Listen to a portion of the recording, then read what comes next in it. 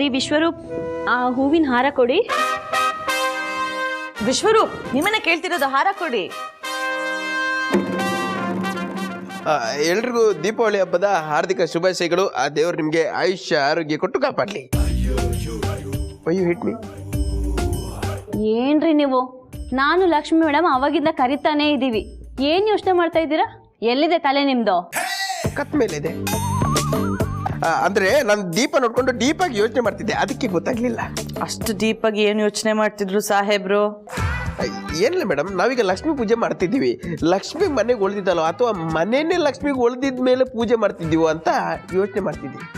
ಓ ಹೌದಲ್ಲ, ಈ ಥಾಟ್ ನಂಗೆ ಹೊಳ್ದೇ ಇರಲಿಲ್ಲ. ಶ್ರಮ ಪಟ್ರೆ ಲಕ್ಷ್ಮಿ ತಾನಾಗೆ ಬರ್ತಾಳೆ ಅನ್ನೋದಕ್ಕೆ ಏಜನೇ ಎಕ್ಸಾಂಪಲ್. ಅವ್ರು ಮುಂಚೆ ಹೇಗಿದ್ರು, ಈಗ ಹೇಗಾಗಿದ್ದಾರೆ. ಅವ್ರು ಕಷ್ಟಪಟ್ಟಿದ್ದ ಪ್ರತಿಫಲನೆ ಏಜೆ ಸಾಮ್ರಾಜ್ಯ. ಲಕ್ಷ್ಮಿ ತಾಯಿನ ಬರೀ ಪೂಜೆ ಮಾಡಿದ್ರೆ ವರ ಕೊಡಲ್ಲ, ಯಾರು ಕಷ್ಟಪಡ್ತಾರೋ ಅವ್ರಿಗೆ ಮಾತ್ರ ಒಲಿಯೋದು. ನಮಗೆ ನನ್ನ ಲಕ್ಷ್ಮಿ ಯಾವತ್ತೂ ಹೊಲ್ದಾಯ್ತು ಮೇಡಮ್.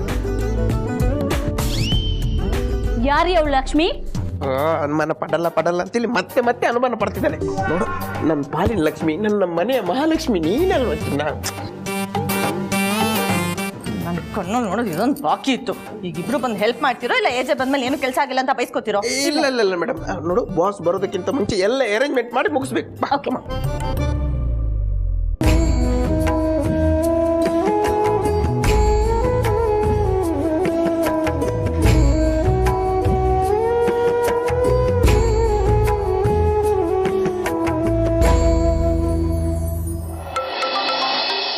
ಅಯ್ಯೋ, ಹೇಜಿ ಸರ್ ಕಾಲ್ ಮಾಡ್ತಾ ಇದ್ದಾರೆ. ಹಲೋ, ನಮಸ್ಕಾರ ಸರ್, ಹೇಗಿದ್ದೀರಾ? ಸರ್ ಹೇಗಿದ್ದೀನಿ, ಏನು ಮಾಡ್ತಾ ಇದ್ದೀನಿ ಅಂತ ಕೇಳೋದಕ್ಕೆ ಆಮೇಲೆ ಟೈಮ್ ಇದೆ. ನಾನು ನಿಮ್ಗೆ ನೇರವಾಗಿ ಒಂದು ಪ್ರಶ್ನೆ ಕೇಳ್ತೀನಿ, ಅಷ್ಟೇ ನೇರವಾಗಿ ನನಗೆ ಉತ್ತರ ಕೊಡಿ. ನೀವು ಹೀಗೆ ನೇರವಾಗಿ ಕೇಳ್ತಾ ಇದ್ದೀನಿ ಅಂದರೆ ನಾನು ನೇರವಾಗಿ ಉತ್ತರನೇ ಕೊಡ್ತೀನಿ ಸರ್. ಗೊತ್ತಿದ್ದಷ್ಟು ಹೇಳ್ತೀನಿ, ಕೇಳಿ ಸರ್. ದುರ್ಗಾ ನಿಮ್ಮ ಮನೆಗೆ ಬಂದಿದ್ಲಾ?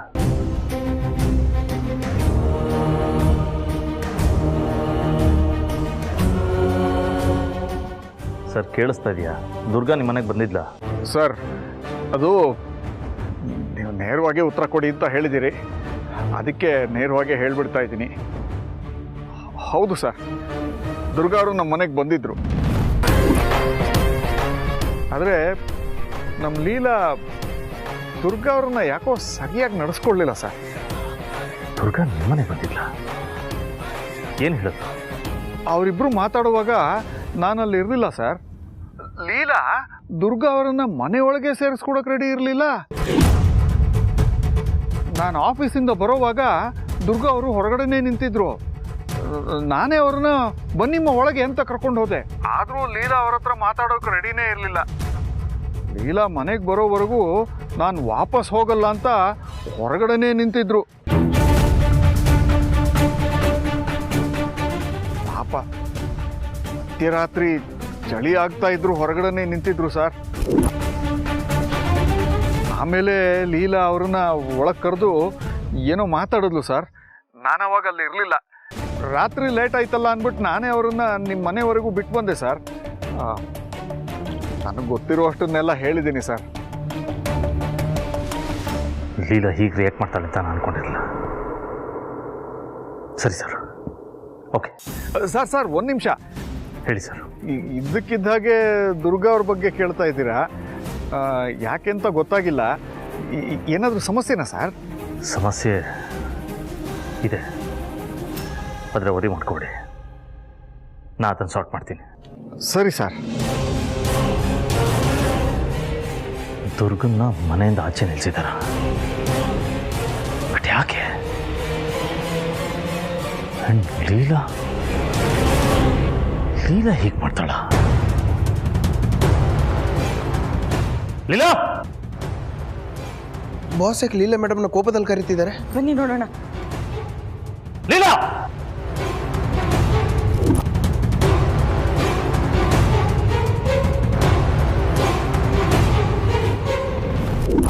ನಿನ್ನನ್ನೇ ಕೇಳ್ತಿರೋದು.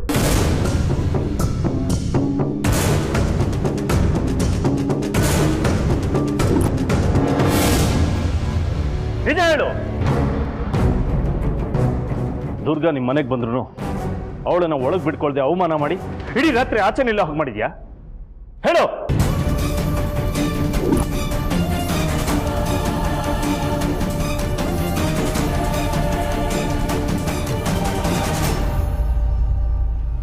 ಏನ್ ವಿಶ್ವರು ಏಜೆ ಹೀಗೆ ಕೇಳ್ತಿದ್ದಾರೆ? ಬಾಸ್ ಹೇಳಿರ್ತಾರೆ ಅಂದರೆ ಎಲ್ಲ ವಿಚಾರ ಮಾಡಿ ಹೇಳಿರ್ತಾರೆ ಮೇಡಮ್. ಲೀಲಾತೆ ಹೀಗೆಲ್ಲ ನಡ್ಕೊಳ್ಳಲ್ಲ, ಏನೋ ಸಮಸ್ಯೆ ಇರ್ಬೋದು. ಅಯ್ಯಯ್ಯೋ, ಈಗೇನಾದರೂ ನನ್ನ ಮ್ಯಾಟ್ರ್ ಓಪನ್ ಆಗಿಬಿಡುತ್ತಾ? ಲೀಲಾ, ನಿನ್ನನ್ನೇ ಕೇಳ್ತಾ ಇರೋದು, ಮಾಡ್ಬಿಡು. ಅಪ್ಪ, ಎಂಥ ತಪ್ಪು ಕೆಲಸ ಮಾಡಿದ್ಯಾ ನೀನು? ಭಾವ ಕೇಳಿದ ತಕ್ಷಣ ಹೇಳ್ಬಿಡಲ್ಲ? ನಾನೇನಮ್ಮ ಮಾಡಲಿ? ನೇರವಾಗಿ ಕೇಳ್ತೀನಿ, ನೇರವಾಗಿ ಉತ್ತರ ಕೊಡಿ ಅಂದರು, ಹೇಳಿಬಿಟ್ಟೆ. ಅಪ್ಪ ಅಪ್ಪ, ನಿಂಗೆ ಅರ್ಥನೇ ಆಗ್ತಿಲ್ಲ ಅಲ್ವಾ? ಈ ವಿಷಯ ಗೊತ್ತಾಗಿದ ತಕ್ಷಣ ಭಾವ ಅಕ್ಕನ ಮೇಲೆ ಕೋಪ ಮಾಡ್ಕೊಳಲ್ವಾ? ಅವಳಿಗೆ ಬೈಯಲ್ವಾ? ನೀನು ಈ ಮನೆಗೆ ಬಂದಾಗ ದುರ್ಗಾ ನಿನ್ನನ್ನು ಆಕ್ಸೆಪ್ಟ್ ಮಾಡ್ಕೊಂಡಿರಲಿಲ್ಲ ಅನ್ನೋ ಕೋಪನ ದ್ವೇಷವಾಗಿ ಮನಸ್ಸಲ್ಲಿ ಇಟ್ಕೊಂಡು ದುರ್ಗಾ ನಿಮ್ಮ ಮನೆಗೆ ಬಂದಾಗ ಮೃಗದ ಥರ ಬಿಹೇವ್ ಮಾಡಿ ಅವಳನ್ನ ಹೊರಗೆ ನಿಲ್ಸಿದ್ದೆ, ರೈಟ್?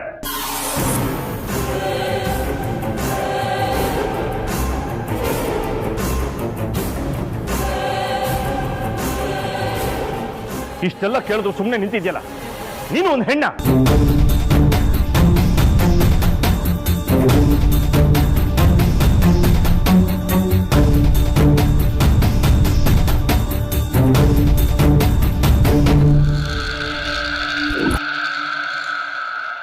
ರಾಮ್, ಇಷ್ಟೆಲ್ಲ ಬೈತಿದೆಯಲ್ಲ ಅವಳನ್ನ, ಅಂಥದ್ದೇನಾಯ್ತು?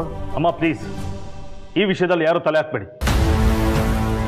ನಿನ್ನನ್ನು ಕಡೆ ಸಲ ಕೇಳ್ತಾ ಇದ್ದೀನಿ, ಹೇಳಿದ್ಯೋ ಸರಿ, ಇಲ್ಲ ಅಂದ್ರೆ ನಾನು ಕೇಳೋ ರೀತಿನ ಬದಲಾಯಿಸ್ಬೇಕಾಗತ್ತೆ.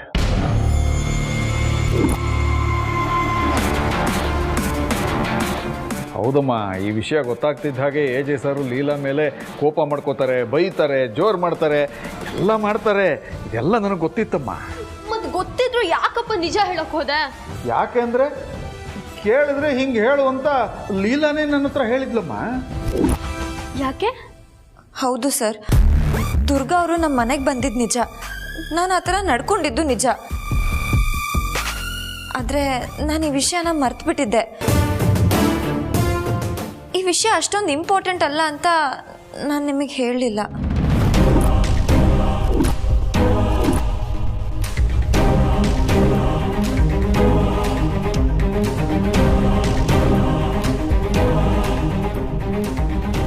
ಎಜೆ ಸರು ಅಂತರ ಮುಂದೆ ಲೀಲನ್ ಮೇಲೆ ಕೋಪ ಮಾಡ್ಕೊಂಡು 4 ಮಾತು ಜಾಸ್ತಿ ಆಡಿದಾಗ ಅಂತರಂಗೆ ತಾನು ಗೆಲುವು ಸಾಧಿಸಿದೆ ಅನ್ನೋ ಭಾವನೆ ಬರುತ್ತೆ. ಆದರೆ ಅವಳು ಗೊತ್ತಾಗಲ್ಲ, ಅದು ಗೆಲುವಿನ ವೇಷ ಹಾಕ್ಕೊಂಡು ಬಂದಿರೋ ಸೋಲು ಅಂತ. ಅಂತರ ತಾನು ಗೆದ್ದೆ ಅನ್ನೋ ಸಂಭ್ರಮದಲ್ಲಿರುವಾಗ ಲೀಲಾ ತನ್ನ ಕೆಲಸ ಮಾಡಿ ಮುಗಿಸಿರ್ತಾಳಮ್ಮ. ವಾಟ್? ಮುಖ್ಯವಾದ ವಿಷಯ ಅಲ್ಲ ಅನ್ನಿಸ್ತಾ? ನಾನೇ ನಿನ್ನನ್ನು ಕರೆದು ಕೇಳಿದ್ದೀನಿ, ದುರ್ಗಾ ಬಗ್ಗೆ ಏನಾರ ಗೊತ್ತಿದ್ರೆ ಹೇಳು ಅಂತ. ಅವಾಗ ಯಾಕೆ ಹೇಳಲಿಲ್ಲ? ಹೇಳು.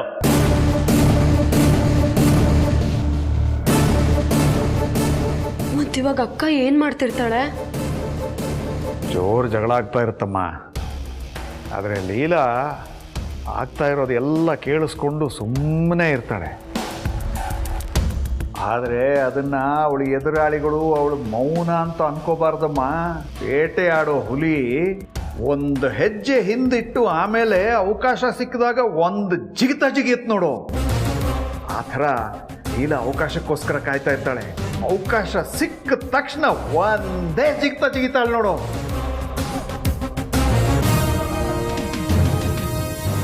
ಹೇಳು, ದುರ್ಗಾ ನಿನ್ ಜೊತೆ ಏನ್ ಮಾತಾಡಿದ್ಲು?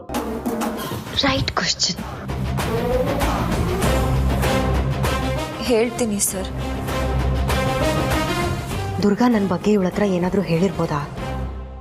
ಇಲ್ಲ ಇಲ್ಲ, ಹೇಳಿದ್ರೆ ಲೀಲಾ ನನ್ನ ಜೊತೆ ಮಾತಾಡೋ ರೀತಿನೇ ಬೇರೆ ಆಗಬೇಕಿತ್ತು. ಇಲ್ಲಿ ನಾನು ಸೇಫ್ ಆಗಿದ್ದೀನಿ. ದುರ್ಗಾ ಅವ್ರು ನಮ್ಮ ಮನೆಗೆ ಬಂದು ಒಬ್ರ ಬಗ್ಗೆ ಸತ್ಯ ಹೇಳಬೇಕು ಅಂತ ಹೇಳಿದ್ರು.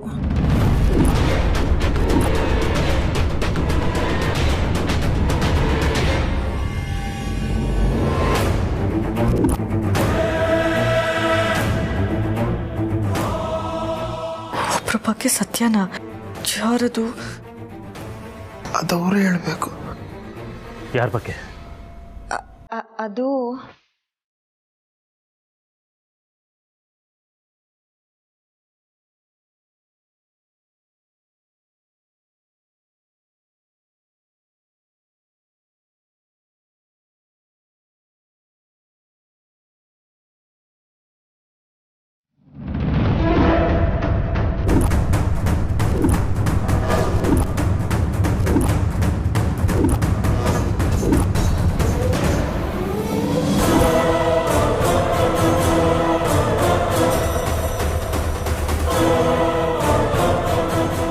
ಲೀಲಾ,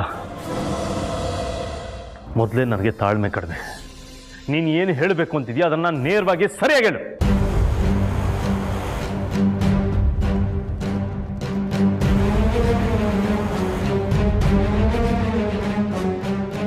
ದುರ್ಗಾ ಅವ್ರು ಈ ರೀತಿ ಕುತ್ಕೊಂಡು ಈ ಥರ ಕೈ ಮುಗಿದು ಏಜೆ ಹತ್ರ ಆಗಬೇಕು, ಅವರಿಬ್ಬರು ಪ್ರೀತಿ ಮತ್ತೆ ಚಿಗುರ್ಬೇಕು ಅಂತ ಹೇಳಿದ್ರು.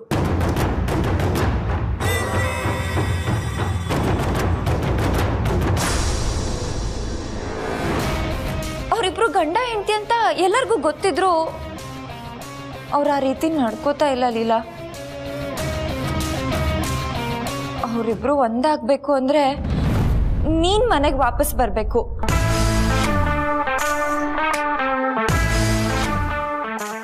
ಅಂತರ ಅತ್ತೆ ಹತ್ರ ನೀನು ತುಂಬ ಕ್ಲೋಸ್ ಆಗಿದ್ಯಾ. ಏಜೆ ನಿನ್ನ ಮಾತಿಗೆ ಬೆಲೆ ಕೊಡ್ತಾರೆ. ಅವರಿಬ್ರಿಗೆ ಹತ್ರ ಆಗಿರೋ ನೀನು ಮನೆಗೆ ಬಂದರೆ ಅವರಿಬ್ರು ಹತ್ರ ಆಗ್ತಾರೆ ಅಂತ ಹೇಳಿದ್ರು ಸರ್.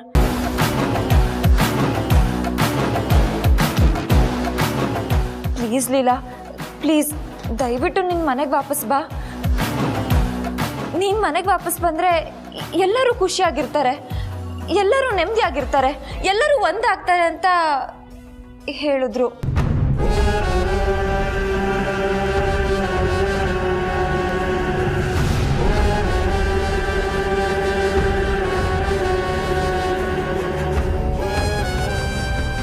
ಆಗ ನಾನು ತುಂಬ ಕೋಪದಲ್ಲಿದ್ದೆ. ಅದೇ ಕೋಪದಲ್ಲಿ ದುರ್ಗಾ ಅವ್ರಿಗೆ ಬಾಯಿಗೆ ಬಂದಂಗೆ ಬೈದು ಮನೆಯಿಂದ ಹೊರಗಡೆ ಕಳಿಸ್ಬಿಟ್ಟೆ. ಇಷ್ಟೇ ನಡೆದಿದ್ದು ಸರ್. ಈ ವಿಷಯನ ನಿಮಗೆ ಹೇಳಿದ್ರೆ ಎಲ್ಲ ನನಗೆ ಬೈತೀರಾ ಅಂತ ಈ ವಿಷಯನ ಮುಚ್ಚಿಟ್ಟಿದ್ದೆ. Sorry sir.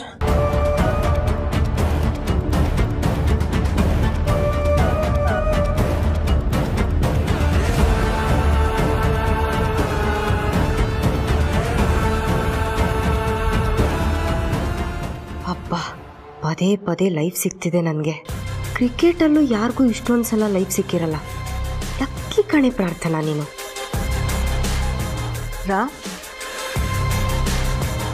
ಈಗ ಯಾಕೆ ದುರ್ಗಾ ವಿಷಯನ ಅಷ್ಟೊಂದು ಮಾತಾಡ್ತಾ ಇದೀಯಾ? ಅಮ್ಮ, ಅದು ಆ್ಯಕ್ಚುಲಿ ಏನಿಲ್ಲಮ್ಮ, ಸುಮ್ಮನೆ ಕ್ಯಾಶುವಲಾಗಿ ಕೇಳಿದೆ ಅಷ್ಟೇ.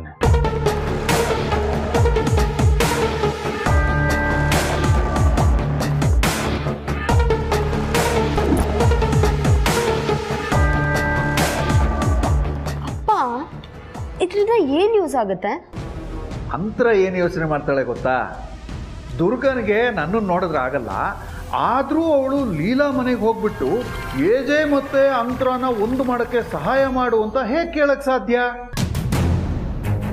ಇದು ದುರ್ಗಾ ಹೇಳ್ತಾ ಇರೋ ಸುಳ್ಳು ಅಥವಾ ಲೀಲಾ ಹೇಳ್ತಾ ಇರೋ ಸುಳ್ಳು ಅಂತ ಕನ್ಫ್ಯೂಷನ್ ಆಗುತ್ತೆ. ಕನ್ಫ್ಯೂಷನ್ ಆದಾಗ ಹಾದಿ ತಪ್ತಾಳೆ. ಕ್ರಿಮಿನಲ್ಸನ್ನ ಕನ್ವಿನ್ಸ್ ಮಾಡೋ ಬದಲು ಕನ್ಫ್ಯೂಸ್ ಮಾಡಿದ್ರೆ ನಾವು ಗೆಲುವು ಸಾಧಿಸ್ಬೋದು ಅನ್ನೋದು ಲೀಲಾ ಪ್ಲಾನ್ ಅಮ್ಮ.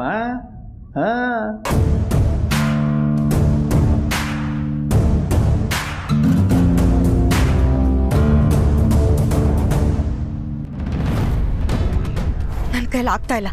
ನಂಗೆ ತಲೆ ಕೆಟ್ಟೋಗ್ತಾ ಇದೆ. ಆಗ್ತಿಲ್ಲ, ಸೋಲ್ತೀನಿ, ವಾಪಸ್ ಹೊರಟು ಹೋಗ್ತೀನಿ. ಆ ಭಯ ಇದ್ದವಳು ಇಲ್ಲಿಗೆ ಯಾಕೆ ಬರಬೇಕಾಗಿತ್ತು? ಮೊದಲು ನಿನ್ನನ್ನು ನೀನು ನಂಬು. ನಿನ್ನನ್ನೇ ನೀನು ನಂಬಲಿಲ್ಲ ಅಂದರೆ ನಾನು ನಿನ್ನನ್ನು ಹೇಗೆ ನಂಬಲಿ? ಅಲ್ಲಿರೋದು ಅಭಿ. ಅವನ ಜಾಗದಲ್ಲಿ ಬೇರೆ ಯಾರೇ ಇದ್ದಿದ್ರು ನಾನು ಕೆಲಸನ ಈಸಿಯಾಗಿ ಮಾಡಿ ಮುಗಿಸ್ತಿದ್ದೆ. ಅಲ್ಲಿ ಏಜೆ ಇರೋದಕ್ಕೇನೆ ನಾನು ನೇರವಾಗಿ ಫೀಲ್ಡಿಗೆ ಇಳಿಯೋಕ್ಕಾಗಲ್ಲ ಅಂತ ಅಂತರ ರೂಪದಲ್ಲಿರೋ ನಿನ್ನನ್ನು ಕಳಿಸಿದ್ದು. ನೀನೇ ಆಗಲ್ಲ ಅಂತ ಬಂದು ನಿಂತ್ರೆ ಹೇಗೆ? ಅಲ್ಲ, ಅದು ನಾನು ನಿಮ್ಗೆ ಹೇಳ್ತಿರೋದು ಅರ್ಥ ಆಗ್ತಿಲ್ಲ. ಇಲ್ಲಿ ಹೇಳಬೇಕಾಗಿರೋದು ನಾನು. ದುರ್ಗಾ ಬಗ್ಗೆ ಏಜೆಗೆ ಅನುಮಾನ ಬರದಿರೋ ಹಾಗೆ ನೋಡ್ಕೊ ಅಂತ ಹೇಳಿದ್ದೆ. ಪ್ರತಿ ಸಲ ಅವನನ್ನು ಡೈವರ್ಟ್ ಮಾಡುವಂತ ನಾನು ನಿನಗೆ ಹೇಳ್ತಾನೆ ಬಂದೆ. ಯಾಕೆ ಹಾಗೆ ಹೇಳ್ತಿದ್ದೆ ಅಂತ ಈಗ ಅರ್ಥ ಆಯ್ತಾ? ದುರ್ಗಾ ತುಂಬಾ ದಿನದಿಂದ ಕಾಣ್ತಿಲ್ಲ ಅಂದಮೇಲೆ ಬರೀ ಅಭಿಗ್ ಮಾತ್ರ ಅಲ್ಲ, ಇಡೀ ಮನೆಯವ್ರಿಗೆ ಡೌಟ್ ಬರುತ್ತೆ. ಉತ್ತರ ಕೊಡೋದು ಸುಲಭ ಪ್ರಾರ್ಥನಾ, ಆದರೆ ಪ್ರಶ್ನೆ ಹುಟ್ಟದೇ ಇರೋ ಹಾಗೆ ನೋಡ್ಕೋಬೇಕಾದವಳು ನೀನು. ಆ ಮನೇಲಿ ಈಗ ನಂದೇನು ನಡೀತಾ ಇಲ್ಲ. ನಾನೊಂಥರ ಝೂನಲ್ಲಿಟ್ಟಿರೋ ಪ್ರಾಣಿ ಥರ ಆಗಿದ್ದೀನಿ. ಈ ಪ್ರಪಂಚದಲ್ಲಿ ಬರೀ ಮನುಷ್ಯ ತುಂಬಿಕೊಂಡಿದ್ದಾರೆ. ಇಲ್ಲಿ ಮನುಷ್ಯ ಎಲ್ಲಿಗೂ ಹೋಗೋಕ್ಕಾಗಲ್ಲ. ಹುಟ್ಟು ಸಾವು ಅನ್ನೋದು ಆಗಾಗ ನಮ್ಮನ್ನ ನೋಡಕ್ ಬರ್ತಾ ಇರುತ್ತೆ, ಹಾಗೆ ಹೋಗ್ತಾ ಇರುತ್ತೆ. ಆ ಮನೆಗೂ ಜಗತ್ತಿಗೂ ಯಾವ ವ್ಯತ್ಯಾಸನೂ ಇಲ್ಲ. ಇಲ್ಲಿ ನೀವು ನಿಂತು ಏನ್ ಬೇಕಾದ್ರೂ ಹೇಳ್ಬೋದು, ಆದ್ರೆ ಅಭಿ ಮುಂದೆ ನಿಂತಾಗ ಕಥೆನೇ ಬೇರೆ ಇರುತ್ತೆ. ಅದಕ್ಕೆ ನಾನು ನಿಮ್ಮ ಹತ್ರ ಹೆಲ್ಪ್ ಕೇಳೋಕೆ ಬಂದಿದ್ದೀನಿ. ಇನ್ಮೇಲೆ ಏನೇ ಇದ್ರೂ ನೀವೇ ನೋಡ್ಕೊಳ್ಳಿ. ಅಭಿ ಇಡೀ ಮನೆ ಜನನ ನಿಲ್ಲಿಸಿ ದುರ್ಗಾ ಬಗ್ಗೆ ವಿಚಾರಣೆ ಮಾಡ್ತಿದ್ದಾನೆ. ಆ ಲೀಲಾನೇ ಬಿಟ್ಟಿಲ್ಲ ಅವನು. ಇನ್ನು ನಮ್ಮನ್ನು ಹೇಗೆ ಸುಮ್ಮನೆ ಬಿಡ್ತಾನೆ? ಅವನಿಗೆ ಒಂದು ಸಣ್ಣ ಕ್ಲೂ ಸಿಕ್ಕಿದ್ರೂ ಸಾಕು. ಅವನು ಏನು ಮಾಡ್ತಾನೆ ಅಂತ ನಿಮಗೂ ಚೆನ್ನಾಗಿ ಗೊತ್ತು. ಅದಕ್ಕೆ ಪ್ಲೀಸ್ ಇನ್ಮೇಲೆ ನೀವು ನನ್ನ ಜೊತೆ ಯುದ್ಧಕ್ಕೆ ನಿಲ್ಲೇಬೇಕು.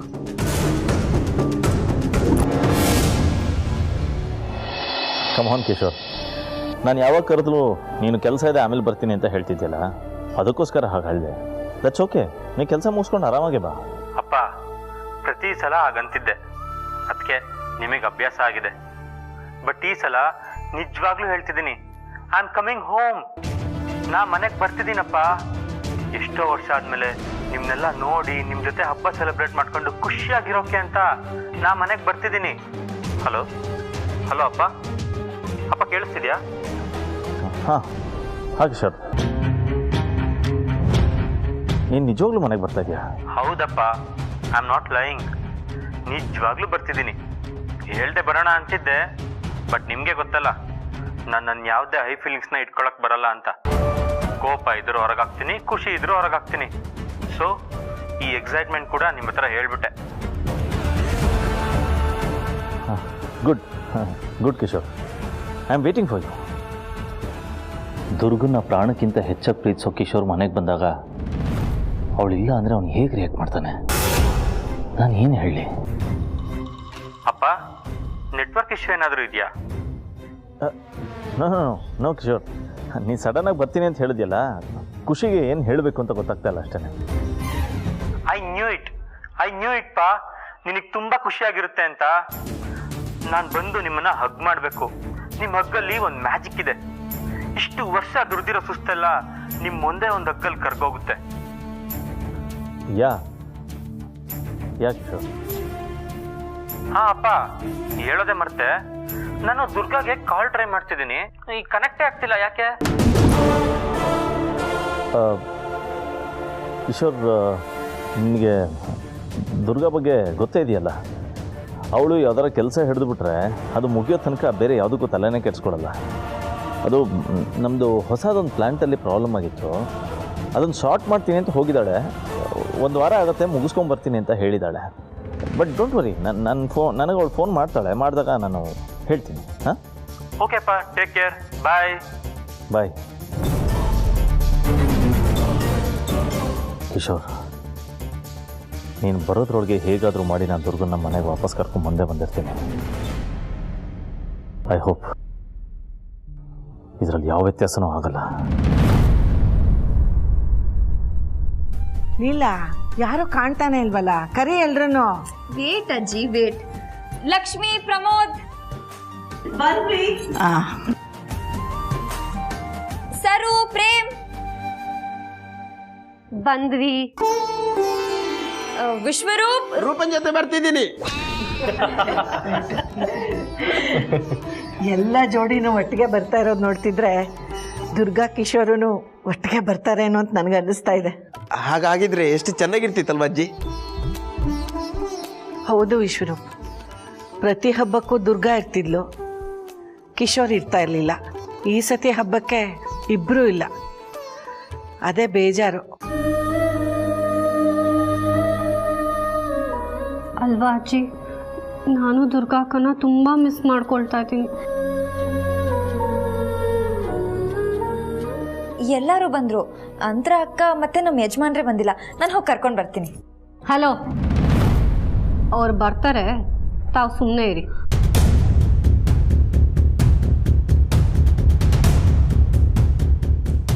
ಬೇಬಿ, ರೂಢಾಗ್ಬೇಡ. ನನಗೆ ಬುದ್ಧಿ ಹೇಳೋದಕ್ಕೆ ಬರ್ತೀರಾ? ಬನ್ನಿ ರೂಮ್ಗೆ, ನಿಮ್ಮನ್ನು ವಿಚಾರಿಸ್ಕೋತೀನಿ.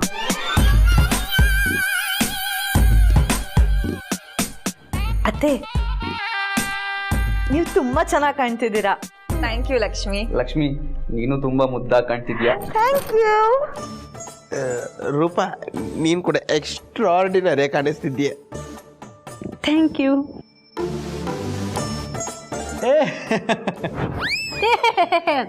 ಎಲ್ಲರೂ ಅವ್ರವ್ರ ಜೋಡಿನ ಎಷ್ಟು ಚೆನ್ನಾಗಿ ಹೊಗಳ್ತಾ ಇದ್ದಾರೆ, ನೀವು ಇದ್ದೀರಾ. ಛೇ, ಬೇಬಿ ನಾನು ಹೊಗಳೋದು ಆಮೇಲೆ ನೀನು ಬಂದು ನನಗೆ ಕ್ಲಾಸ್ ತಗೊಳ್ಳೋದು ಈ ಕಾಂಪ್ಲಿಕೇಶನ್ಸ್ ಎಲ್ಲ ಯಾಕೆ